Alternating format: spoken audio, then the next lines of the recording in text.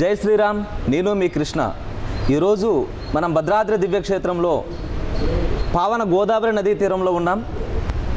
ఈ భద్రాద్రి దివ్యక్షేత్రం అంటే ప్రతి ఒక్కరికి గుర్తొచ్చేది భద్రాద్రి రామాలయం. కానీ ఈ రామాలయానికి కూతవేటు దూరంలో ఉన్నటువంటి గోగోవింద కల్పవృక్ష నరసింహ సాలగ్రామ స్వామివారి దివ్య సన్నిధి ఉంది. ఇక్కడ విశిష్టత ఏంటంటే ఇక్కడ ఏది కోరుకున్నా ఖచ్చితంగా నెరవేరుతుందని భక్తులు తండోపతండాలుగా ఇక్కడికి రావడం నిజంగా సోషల్ మీడియాని హల్చల్ చేస్తుంది. ఒకప్పుడు ఎర్రవరంలో చూసాం, ఇప్పుడు ఈ కల్పవృక్ష నరసింహ స్వామి వారి దివ్య సన్నిధిలో ఇటువంటి అలజడి కనిపిస్తుంది. అసలు ఇక్కడ ఏముంది, ఇక్కడ ఉన్నటువంటి భగవంతుడు, ఈ క్షేత్ర విశిష్టత, దీని గురించి పూర్తి సమాచారాన్ని తెలుసుకోవడానికి ఈరోజు మనం భద్రాచలం రావడం జరిగింది. ఈ ఆశ్రమం నిర్వాహకులు, ఈ కల్పవృక్ష స్వామిని పెట్టి ఆరాధిస్తామన్నటువంటి గురూజీ, ప్రముఖ జ్యోతిష్యులు, విశ్వగురు వరల్డ్ రికార్డు గ్రహీత, నృసింహస్వామి ఉపాసకులు, ఈ కల్పవృక్ష నరసింహస్వామికి 9వ తరం వారసులుగా ఉన్నటువంటి డాక్టర్ కృష్ణ చైతన్య స్వామి వారు ఉన్నారు. వారిని ఈ క్షేత్రం గురించి తెలుసుకునేటువంటి ప్రయత్నం చేద్దాం. జై శ్రీరామ్ గురువుగారు. జై శ్రీరామ్. శ్రీ లక్ష్మీ నరసింహ పరబ్రహ్మణే నమః.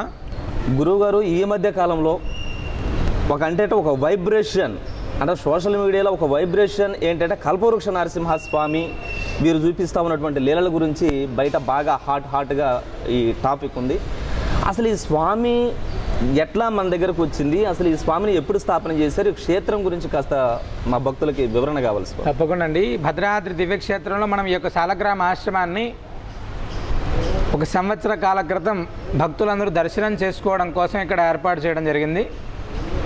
సుమారు 750 సంవత్సరాల క్రితం రంగాచార్యులు అనేటువంటి ఒక నృసింహ ఉపాసకులకి సాక్షాత్తు భగవంతుడే నృసింహస్వామి వారే అనుగ్రహించినటువంటిది ఈ యొక్క కల్పవృక్ష నరసింహ సాలగ్రామం పైన ఉండేటువంటిది ఆ మూర్తి. అయితే అసలు స్వామి ఎందుకు ఆయనకి ఇచ్చారు, అసలు ఎందుకు బయటికి వచ్చింది ఇప్పుడు అనేటువంటి దాన్ని మనం పరిశీలిస్తే, నృసింహ ఉపాసన అనేటువంటిది చాలా అత్యంత శక్తివంతమైనటువంటిది, కఠినమైనటువంటిది. ఆ నృసింహ ఉపాసన ఎప్పుడైతే మనం చేస్తుంటారో ఆటోమేటిక్గా దానికి సంబంధించినటువంటి పవర్ పెరుగుతూ ఉంటుందండి మనిషికి. అందులో భాగంగానే రంగాచార్య స్వామివారు అత్యద్భుతమైనటువంటి నృసింహ ఉపాసకులు. వారు ఆరాధన చేస్తే భగవాని ఎదురుగా ఉండి స్వామివారి ప్రసాదం తీసుకునేటువంటి వారంటే అంత అద్భుతమైనటువంటి ఉపాసకులు ఆయన. ఆ క్రమంలో ఆయనకు 98 సంవత్సరాల అవసాన దశలో చివరి ప్రయత్నం అంటే భాగంగా నాకు వయసు అయిపోతుంది, నాకు ఇంకా అంటే పరమపదం వస్తుంది అనేటువంటి దాంతో ఆయన భగవాన్ని ప్రార్థన చేశారంట. స్వామి, నన్ను ఎప్పుడు అనుగ్రహించు, మా వంశాన్ని అనుగ్రహించు, ఈ భక్త కుటుంబాన్ని అనుగ్రహించు, ఈ ఇక్కడ ఉండేటువంటి ప్రజల్ని అనుగ్రహించు అని చెప్పి స్వామిని ప్రార్థన చేస్తే లక్ష్మీ సమేతంగా ఇచ్చినటువంటి సాలగ్రామం ఈ యొక్క కల్పవృక్ష నరసింహస్వామివారండి. ఓకే. అప్పటి నుంచి 9 తరాల వారు చాలా జాగ్రత్తగా అత్యంత భక్తి శ్రద్ధలతో ఆరాధన చేస్తూ వచ్చారు. మా దగ్గరకు వచ్చేటప్పటికి కొన్ని వందల సంవత్సరాల నుంచి కాపాడుతున్నటువంటి దాన్ని మేము కూడా చాలా జాగ్రత్తగా నృసింహ ఉపాసన చేస్తూ చాలా జాగ్రత్తగా చేస్తున్నాం. 2017 సంవత్సరంలో నృసింహ సేవావాహిని అనేటువంటి ఒక చిన్న వ్యవస్థను ఏర్పాటు చేసిన సమయంలో ఈ యొక్క సాలగ్రామం యొక్క వైభవం అనేటువంటిది మన చుట్టూ ఉండేటువంటి భక్తులకు కొంతమందికి తెలియడం, వారు అనుగ్రహాన్ని పొందుతుండడం ఎప్పటికప్పుడు, అదేవిధంగా భక్తులకు ఆ నోట ఈ నోట యొక్క వైభవాన్ని తెలుసుకొని తండోపతండాలుగా వచ్చేటువంటి వారు మా ఇంట్లో ఉండేటువంటి సాలగ్రామం. అయితే ఆయన యొక్క మహాత్యం అనేటువంటిది తెలుసుకోవడం, భగవంతుడే ఇలా కాదు భక్తులందరికీ అందుబాటులో ఉండాలి, నేను ఇంకా అంటే నేను ప్రకటితం అవ్వాలి, భక్తులందరూ కూడా నన్ను దర్శనం చేసుకోవాలి అని చెప్పి స్వామి స్వప్నంలో చెప్పారు 2-3 సార్లు. అయినప్పటికీ కూడా మేము పెట్టలేదు. అలా కాదు, స్వామి ఎందుకోసం ఇలా నిర్ణయించారో అని చెప్పి కార్తీక మాసంలో రంగాచార్య స్వామివారికి ఎలా అయితే కార్తీక బహుళ త్రయోదశి స్వాతి నక్షత్రం నాడు యొక్క సాలగ్రామాన్ని అనుగ్రహించారు, మేము కూడా కార్తీక బహుళ త్రయోదశి స్వాతి నక్షత్రం నాడే ఈ లోకమంతా కూడా దర్శించుకోవాలి అనేటువంటి సంకల్పంతో ఇక్కడ దర్శనానికి వచ్చామండి. విశిష్టత ఏంటంటే ఇక్కడ చాలా మంది ఈ ముడుపులు కట్టుకొని తిరుగుతున్నారు. అసలు ఇది ఏంటంటే ఇది అసలు దేనికోసం అంటే ఇక్కడ కల్పవృక్షం అనేటువంటిది సాలగ్రామం భగవంతుడు ఉండేది. ఆ సాలగ్రామం పేరే కల్పవృక్షం. ఇక్కడ కోరిన కోరికలు తీర్చేటువంటి వాడు అని స్వామివారి పేరు. కోరిన కోరికలు తీర్చేటువంటి వాడు అంటే మనం చాలామంది భగవంతుడి దగ్గరికి వెళ్ళి కోరిక కోరడం ఏంటి, ఆయనకు అన్నీ తెలుసు కదా అనేటువంటి దాంట్లో చాలామంది అంటుంటారు. మన ఆకలిస్తే అన్నం పెట్టమని అమ్మని కూడా అడుగుతాం కదా, అన్నం పెట్టమని. అలా భగవంతుని అడగడంలో తప్పేం లేదు. ఆయనకు అన్నీ తెలిసినప్పటికీ కూడా నాకు ఇది కావాలి, ధర్మబద్ధంగా నేను అడుగుతున్నాను తండ్రి నాకు చెయ్యి అని చెప్పడంలో అడగడంలో తప్పేం లేదు. దానిలో భాగంగానే ఇక్కడికి వచ్చేటువంటి భక్తులు ఒక కొబ్బరికాయని జాకెట్ పీస్లో పెట్టి పూర్ణ ఫలాన్ని కొబ్బరికాయని ముడుపు కట్టి ధర్మబద్ధమైనటువంటి సంకల్పం ఏదైనా సరే ఇక్కడ నీ కుటుంబానికి నీకు ఉపయోగపడేటువంటి ఎలాంటి సంకల్పమైనా ఆర్థికంగా ఆరోగ్యంగా మానసికంగా అన్యోన్య దాంపత్యం సంతానం ఇలా ఎలాంటి సంకల్పం అయినప్పటికీ కూడా ఇక్కడికి వచ్చి ముడుపు కట్టి 9 ప్రదక్షిణ చేస్తే చాలు అనతి కాలంలోనే ఆ సంకల్పాలు నెరవేరుతాయని చెప్పి ఇక్కడ భక్తుల విశ్వాసం అండి. కొంతమంది ప్రారంభం చేశారో ఆ యొక్క సంకల్పం ముడుపు కట్టడం. ఈనాడు కొన్ని వందల వేలాది మంది స్వామివారికి ముడుపు కట్టి వస్తున్నారు, దర్శనం చేసుకుంటే చాలా అద్భుతంగా వెళ్తుంది. అదండి స్వామి. ఇప్పుడు ముడుపు కట్టాలంటే ప్రత్యేకంగా ఏమైనా ఉపవాసాలు ఏమైనా చేయాలి, అసలు ఏంటంటే ఎట్లా ఇది? ఇక్కడ భగవద్భక్తి అనేటువంటిది ప్రధానం.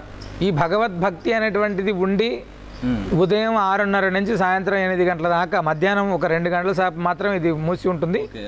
ఆ మిగతా సమయంలో ఎప్పుడు వచ్చినా భోజనం చేసినా మీరు టిఫిన్ చేసినా ఇంకోటి చేసినా కూడా మంచం మీద పడుకోనంతసేపు ఇక్కడికి వచ్చి శుచి శుభ్రతతోటి స్వామివారికి ముడుపు కట్టి ప్రదక్షిణ చేయడమేనండి. ప్రత్యేకంగా దీనికి కావాల్సింది భక్తి. మీ దగ్గర భక్తి ఉందా ముడుపు కట్టుకోవచ్చు అంతే. స్వామి ఇక్కడ చాలామంది మేము వస్తుంటే బాటిల్ తీసుకుని వెళ్తున్నారు. ఆయన అసలు అందులో ఏదంటే ఏమైనా గోవుకు సంబంధించినటువంటిది కాదండి. కల్పవృక్ష నారసింహ సాలగ్రామ ఆశ్రమంలో ప్రతిరోజు కూడా స్వామివారికి ఇక్కడ ఒకసారి తీసుకురా తీర్థం బాటలు స్వామివారికి అభిషేకం చేసినటువంటి తీర్థం ఇది. మీకు ఇదే బాటలు మీరు చూసే ఉంటారు చాలా మంది. ఆ తీర్థం ఇది ఏమవుతుందంటే ప్రతిరోజు స్వామివారికి ఆరాధన చేసినటువంటి తీర్థం అండి. ఈ ఆరాధన చేసిన తర్వాత ముడుపు కట్టేటువంటి వాళ్ళు ఎవరైతే ఉన్నారో వాళ్ళందరికీ కూడా ఈ యొక్క తీర్థాన్ని ఇస్తారు. అంటే సాధారణంగా సాలగ్రామ తీర్థం తీసుకుంటే అప్పటిదాకా చేసిన పాపం పోతుందంట. కల్పవృక్ష నరసింహ స్వామివారి సాక్షాత్ నృసింహ అనుగ్రహమైనటువంటి సాలగ్రామ అభిషేక తీర్థం మనం తీర్థం తీసుకున్నా ప్రోక్షణ చేసుకున్నా కూడా శరీరానికి కాదు, శరీరం లోపల ఎమకకు పట్టిన పాపాన్ని కూడా నశింపజేసేటువంటిది ఈ తీర్థం. చాలా పవర్ఫుల్, చాలా అత్యంత శక్తివంతమైనది. మీకు కూడా ఈ తీర్థం తీసుకోండి తప్పకుండా. చాలా సంతోషం గురుగారు. ఇంట్లో ప్రోక్షణ చేయమని చెప్తాం. ఈ తీర్థాన్ని స్నానం చేసేటప్పుడు తీసుకోమంటాం. అదేవిధంగా తీర్థంగా కూడా 3 రోజుల కాలం పాటు తీసుకోమని చెప్తాం. ముడుపు కట్టినటువంటి వాళ్ళు ప్రతి ఒక్కరు తీర్థం తీసుకొని వెళ్తారు. చాలా విశేషమైనటువంటిది. ఇక్కడ రక్ష కడతారు అని చెప్పేసి వాళ్ళు అంటే ఒక్కొక్కరు చెప్తున్నారు, నీ చేతికి ఏది నీ చేతికి ఏది. అసలు దీని విశిష్టత ఏమిటి? అది నృసింహస్వామి వారికి సంబంధించినటువంటి రక్ష ఇక్కడ కట్టేటువంటిది.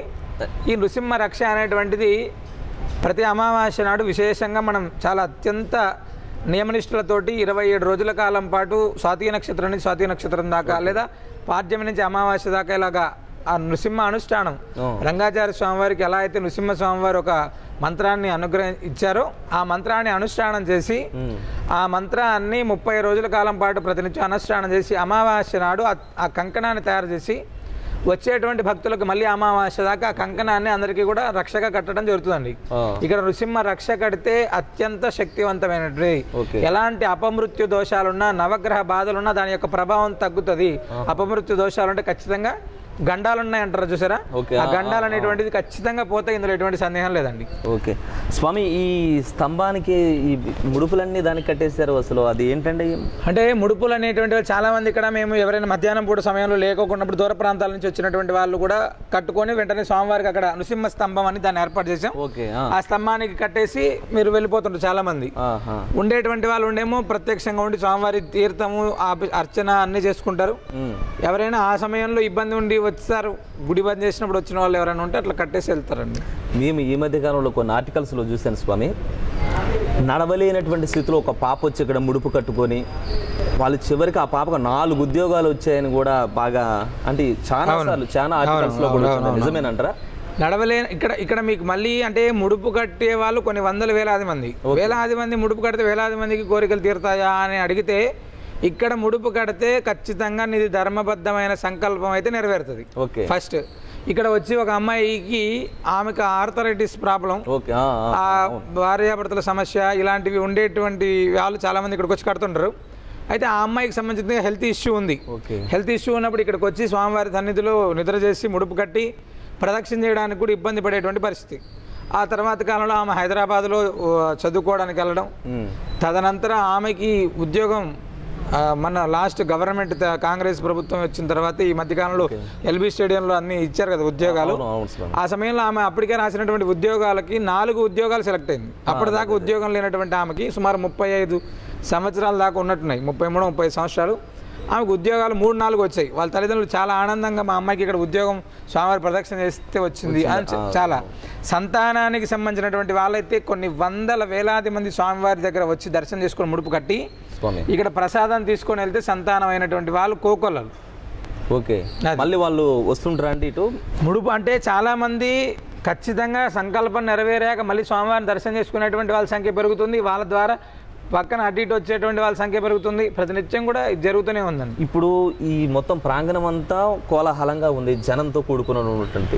మరి వచ్చినటువంటి వాళ్ళకి వసతి కావచ్చు, లేకపోతే భోజన సౌకర్యం అంటే మీ నుంచి ఏమైనా వీళ్ళకి ఏమైనా ఏర్పాట్లు చేస్తున్నారా? అంటే వచ్చేటువంటి వాళ్ళకు ప్రత్యేకమైనటువంటి వసతి సౌకర్యాలంటే వచ్చి రాత్రి పడుకునేటువంటి వాళ్ళు పడుకోవచ్చు హ్యాపీగా, ఇబ్బంది ఏం లేదు. రూములు అంటారా, భద్రాచలంలో చాలా పెద్ద క్షేత్రం, ఈ చుట్టుపక్కలంతా కూడా మీకు ఎక్కడైనా కూడా రూములు దొరుకుతాయి. ఓకే, చాలామంది ఇక్కడ స్వామివారి సన్నిధిలో పడుకోవడానికి ఇష్టపడుతుంటారు. పొద్దున్న స్నానం అంటారా, ఇక్కడ గోదావరి పవిత్ర గోదావరి నదిలో స్నానం చేసి స్వామివారి సేవలో పాల్గొనేటువంటి వాళ్ళు చాలామంది. మధ్యాహ్నం భోజనానికి ఉదయం ప్రసాదం ఉంటుంది, స్వామివారికి ఆరాధన చేసినటువంటి ప్రసాదం. ఎన్ని వందల మంది వచ్చినా కొన్ని క్వింటాల ప్రసాదం చేసి ఉంటారు, అది అందరూ తీసుకోవచ్చు. మధ్యాహ్నం అన్నప్రసాదం నృసింహ భక్త కుటుంబం, శ్రీ నృసింహ సేవావాహిని అనేటువంటి నృసింహ భక్త కుటుంబం ద్వారా ఎంతమంది వచ్చినా అన్నం పెడుతూనే ఉంటారు, ఇబ్బంది ఏం లేదు.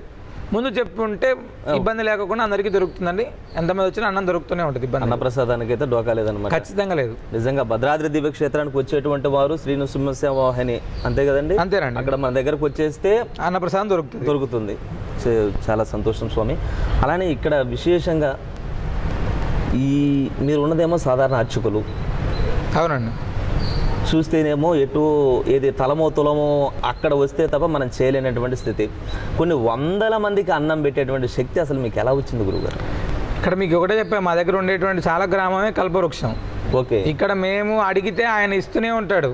ఆయన స్వామి ఒక 100 మందికి భోజనం పెట్టేటువంటి శక్తి. అంటే ఆయన కిరాణా సామాన్లు ఎక్కడి నుంచో ఎవరో భక్తులు వాడి కోరిక నెరవేరి వాటి పంపించేటువంటి వాళ్ళు ఉన్నారు. ఒక భక్తుడైతే ఇప్పటిదాకా బియ్యం ఇస్తున్నారు, ఇంకొకరికి కందిపప్పు ఇస్తారు, ఇంకొకరు కూరగాయలు ఇస్తారు. ఎవరి శక్తి అనుసారంగా ఏది ఇవ్వాలో అది ఇస్తూనే ఉన్నారు. అలానే జరుగుతుందండి. ఇక్కడ మేము సాధారణమైనటువంటి వ్యక్తులమే, మా వెనక ఉన్నటువంటి వాడు నృసింహస్వామి. ఆయన యొక్క అనుగ్రహం ద్వారా ఇది జరుగుతుంది ఖచ్చితంగా.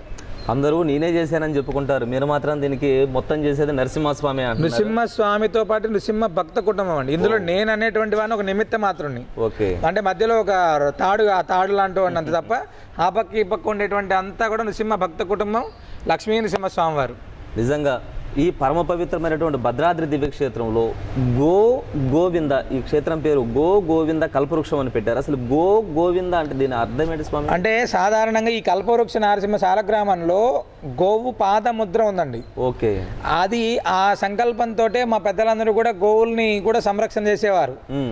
కానీ భద్రాచల క్షేత్రంలో ఈ శాలగ్రామ ఆశ్రమాన్ని ఏర్పాటు చేయాలి అనుకున్న సమయంలో భగవంతుడు గోవుతో కూడుకున్నటువంటి ఆశ్రమం కావాలి అని స్వామి చెప్పారు. ఓకే, గోవుతో కూడుకున్నటువంటి ఆశ్రమం ఎలా కట్టాలి అని చాలా రోజులు ఆగిపోయి ఇదంతా జరిగే పని కాదేమో అని అనుకుంటే భగవత్ సంకల్పంగా ఈ ఆశ్రమాన్ని ఏర్పాటు చేస్తాం. గోవుకి శాలగ్రామానికి ఏకకాలంలో ప్రదక్షిణ చేయాలి. మీరు ఎక్కడికి వెళ్ళినా కూడా గోవు ఒక దగ్గర ఉంటుంది, భగవంతుడు ఒక దగ్గర ఉంటారు. అలా కాదు, 3 దేవతల స్వరూపమైనటువంటి గోమాత శాలగ్రామం కలిపి ప్రదక్షిణ చేస్తే వాడి జీవితంలో అప్పటిదాకా ఉన్నటువంటి పాపం అంతా నశించిపోతుంది. ఆ ఉద్దేశంతో ఎలాంటి గ్రహబాధలున్నా పోవాలి అనేటువంటి సంకల్పంతో ఈ యొక్క మహత్తరమైనటువంటి కార్యం చేసామని. గురువారు ఇన్ని సేవలు చేస్తున్నారు, అటు మన్యంలో కావచ్చు, అంటే ఏజెన్సీ ప్రాంతాల్లో కావచ్చు, ఇక్కడికి వచ్చే భోజనశాలలో అంటే ప్రతినిత్యం కొన్ని వందల మందికి అన్నం పెడుతున్నారని చెప్పేసి అన్నారు. అసలు దీనికి ఎవరైనా దాతలు, ఇప్పుడు మా హిందూ భక్త కుటుంబం ఛానల్ నుంచి మేము కొంత మీకు సహాయం అంటే ఆ అన్నప్రసాదానికి అందించాలనుకున్నాం. ఎవరైనా అన్నప్రసాదానికి మీకు కైంకర్యం చేయాలంటే అసలు ఎలా సంప్రదించాలి గురు? నృసింహ సేవావాహిని ట్రస్ట్ నెంబర్ మీకు ఇస్తారు, దానికి ఫోన్పే చేయొచ్చండి. ఓకే అండి. లేదా అకౌంట్ నెంబర్ ఇస్తారు, దానికి చేయొచ్చు. ఇక్కడ జరిగేటువంటిది తెలుసుకోవచ్చు, చాలామంది తెలుసుకొని తదనంతరం మీ పుట్టినరోజు పెళ్లి రోజు ఇలాంటివి ఏదైనా కార్యక్రమాలు ఉన్నప్పుడు మీరు అన్నప్రసాదం చేస్తే ఆ రోజు నలుగురికి అన్నదానం జరుగుతుంది, మీకు ఆశీర్వచనాన్ని కూడా పంపిస్తారండి. చూసారు కదండి, ఈరోజు మనం భద్రాద్రి దివ్యక్షేత్రంలో ప్రముఖ పుణ్యక్షేత్రమైనటువంటి రామచంద్ర స్వామివారికి కూతవేటు దూరంలో ఉన్నటువంటి ఈ గోవింద కల్పవృక్ష నరసింహ శాలగ్రామ స్వామివారి దివ్య సన్నిధిలో ప్రతినిత్యం కూడా కొన్ని వందల మందికి అన్నార్తిని తీరుస్తూ సుదూర ప్రాంతాల నుంచి వచ్చేటువంటి భక్తులకు మరో డొక్కా సీతంలాగా ఇదిగో ఈ కృష్ణ చైతన్య స్వామివారు చక్కటి అన్నప్రసాదాన్ని అందిస్తూ నిజంగా ఈ ప్రాంతంలో సేవల్లో తరిస్తూ ఉన్నారు. అవకాశం ఉంటే మనం కూడా మన పెళ్లి రోజులలో కావచ్చు, పుట్టినరోజులో కావచ్చు, ఇంకా ఏదైనా విశేషమైనటువంటి పర్వదినాల్లో కనీసం ఒక 5గురికో 10 మందికో అన్నం పెట్టే ప్రయత్నం చేద్దాం. ఈ ఆకటితో ఉన్న వాళ్ళకి అన్నదాతలుగా మనమే ఉండేటువంటి ప్రయత్నం చేద్దాం. ఇటువంటి మహాత్ములకి మనలాంటి వాళ్ళం అందరం కూడా సహాయ సహకారాలు అందిస్తే వారు చేస్తున్నటువంటి సేవలను ఇంకా విస్తృతం చేసేటువంటి అవకాశం ఉంటుంది. తప్పకుండా చేద్దాం. ఆ కింద మీకు అందరికీ నెంబర్ డిస్ప్లే చేస్తాము. అవకాశం ఉన్నటువంటి వారు కనీసం ఒక 5 మందికో 6 మందికో 10 మందికో మీకు తోచినంత మనమందరం కూడా గురువుగారి సేవలో అంటే వారు చేస్తున్నటువంటి సేవలో భాగస్వామ్యం అవుదాం. మనకు తోచిన విధంగా సహాయ సహకారాలు అందిద్దాం. చక్కగా ఈ భద్రాచలం వచ్చేటువంటి భక్తులకు కొంత కూసింత అండగా వాళ్ళ కడుపు మాడకుండా మనం కూడా ప్రయత్నం చేద్దాం. జై శ్రీరామ్. జై శ్రీరామ్.